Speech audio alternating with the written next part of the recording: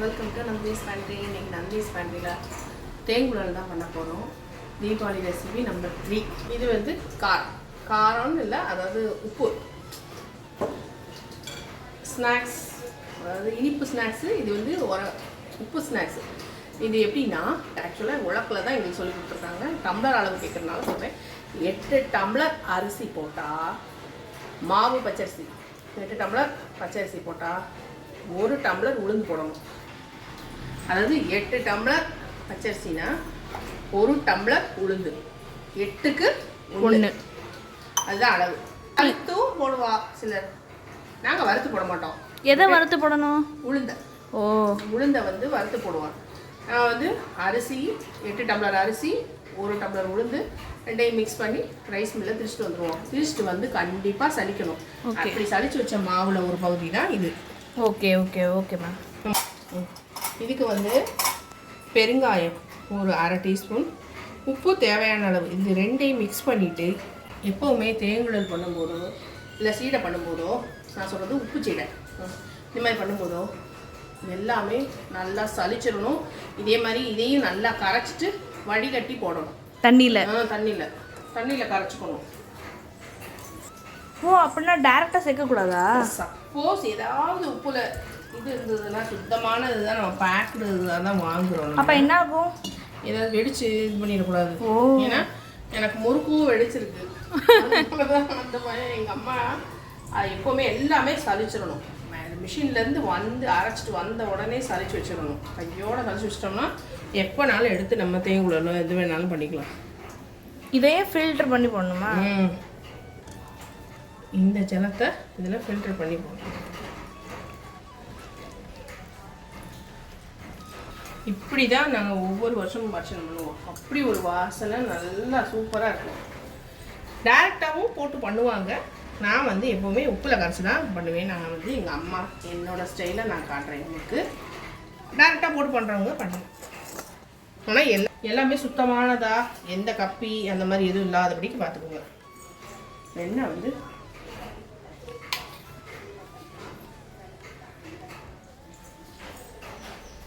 கொஞ்சம் முன்னாடி எடுத்து வச்சுருந்தா நல்லா ரூம் டெம்பரேச்சர் ஆகிக்கும். ஜீரகம் ஒரு 1/2 ஸ்பூன் மிக்ஸ் பண்ணிக்கணும். இது எல்லாத்தையும் நல்லா மிக்ஸ் பண்ணிடுவோம். 1/2 ஸ்பூன் ஜீரகம் போட்டிருக்கோம். நான் இந்த மாவுக்கு அளவாக உப்பும் பெருங்காயமும் போட்டு தான் தண்ணியில் கரைச்சி வச்சேன். இப்போ கொஞ்சம் கொஞ்சமாக தண்ணி சேர்த்து பிசைஞ்சிக்கலாம்.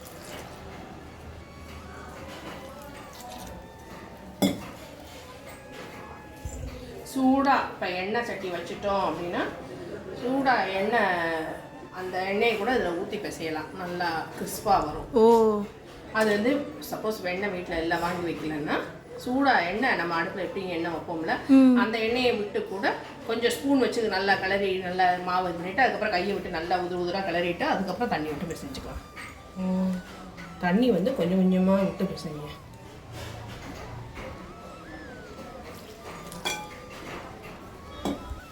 உங்களுக்கு தண்ணி மட்டும் கொஞ்சம் கொஞ்சமாக விட்டு பிசைங்க. அப்போ இல்லைன்னா ரொம்ப தண்ணியாக போயிடுச்சுன்னா திருப்பி மாவு சேர்த்துட்டே இருந்தோம்னா நமக்கு தான். ஏன்னா இதை வந்து மொத்தமாக நிறைய பிசைஞ்சிட்டு நம்ம செஞ்சோம்னா முறுக்கு ரொம்ப செவந்து போயிடும். ஊற வைக்கக்கூடாது. அப்படியே பிசைஞ்சிட்டு டக்குன்னு அப்படியே மைதா மாவில் பிசைஞ்சு ஊற வைக்கிற மாதிரி இது வைக்கக்கூடாது. பிசைஞ்ச உடனே போட்டு எடுத்துடணும். பிசைஞ்சிட்டு உங்களுக்கு காட்டுறேன். சரியான மழை. எப்படி கூடு கட்டியிருக்காங்க பாருங்க. உள்ள இருக்கிறதே தெரியாது.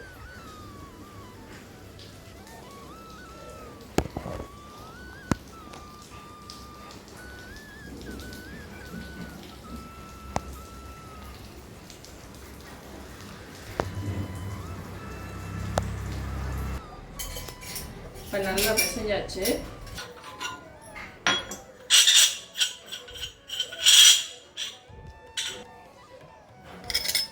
இதுதான் இதோட அச்சா? ஆமாம்.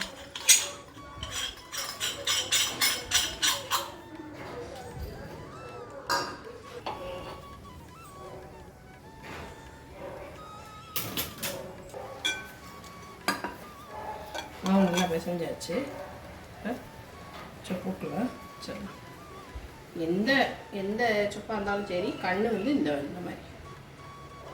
தேங்குழலுக்கு வந்து இதுதான் முள்ளு தேங்குழல்னு சொல்லுவோம். முள்ளு முறுக்கு அதுக்கு வந்து அந்த ஒரு மாதிரி ஸ்டார் மாதிரி இருக்கலாம்.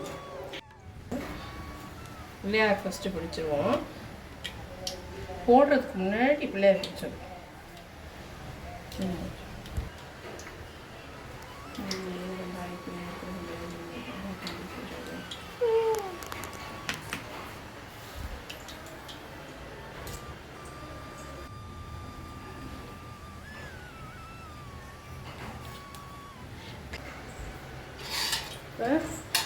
பிழிஞ்சிட்டு போட்டு எடுத்துக்கணும்.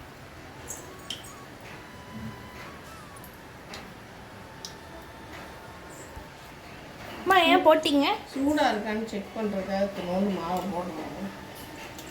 சூடாக இருக்குல்ல? சூடாச்சு. இப்போ ஒன்றா எடுத்துக்கணும். பார்த்து பொறுமையாக கவனமாக போடணும்.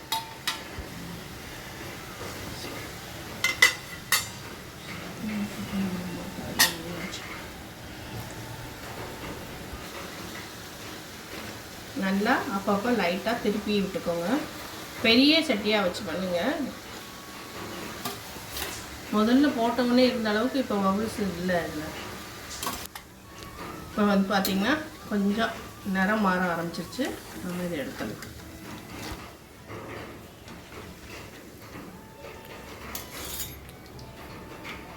இது வந்து அந்த நுரை பொங்கி வர்றதும் அடங்கிடுச்சு.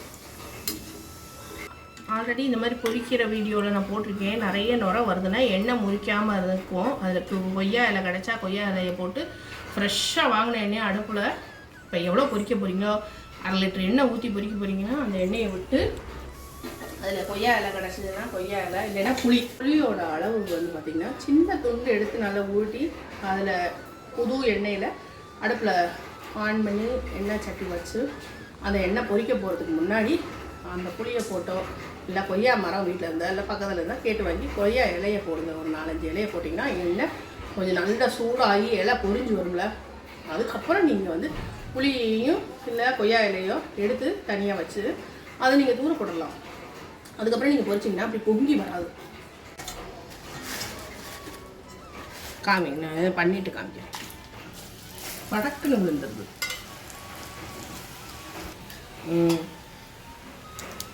நல்லா சாஃப்டாக இருக்குது. ஆறணும், சுட சுட இருக்குது. போட்ட உடனே இதை விட இன்னும் நிறைய வரும் ஃப்ரெஷ் எண்ணெய்னா. அதுக்காக தான் அந்த எண்ணெய் முறிக்கணும்னு சொல்கிறேன். போட்ட உடனே நல்லா நுர வரும். இப்போ இது வெந்துட்டுருக்கு. இது கொஞ்சம் சலசலப்பு அடங்கிடும். அதுக்காக ரொம்ப சலசலப்பு அடங்கணும்னு அவசியம் இல்லை, ஏன்னா கருகி போயிடும். அதனால் கொஞ்சம் சலசலப்பு அடங்கணும்னு அப்பப்போ திருப்பி போட்டுருங்க. போட்டு ஒரு நிமிஷம் விட்டுட்டு அப்பப்போ அப்படியே திருப்பி போடுங்க. திருப்பி போட்டுட்டு அதுவே கொஞ்சம் கலர் மாறி வரும். லைட்டாக ரொம்ப லைட்டாக மைல்டாக ப்ரௌனாக வரும். இந்த மாதிரியா?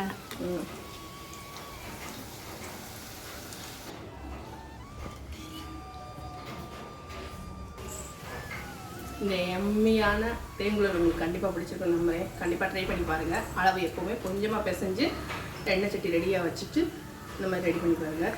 இந்த ரெசிபி பிடிச்சிருந்ததுன்னா லைக் பண்ண மறந்துடாதீங்க. மறக்காமல் ரிலீஸ் பண்ணி சப்ஸ்கிரைப் பண்ணுங்கள். தேங்க்ஸ் ஃபார் வாட்சிங். Bye bye. Stay safe. எல்லோரும் பத்திரமா இருங்க, ஜாக்கிரதையாக இருங்க. பாய்.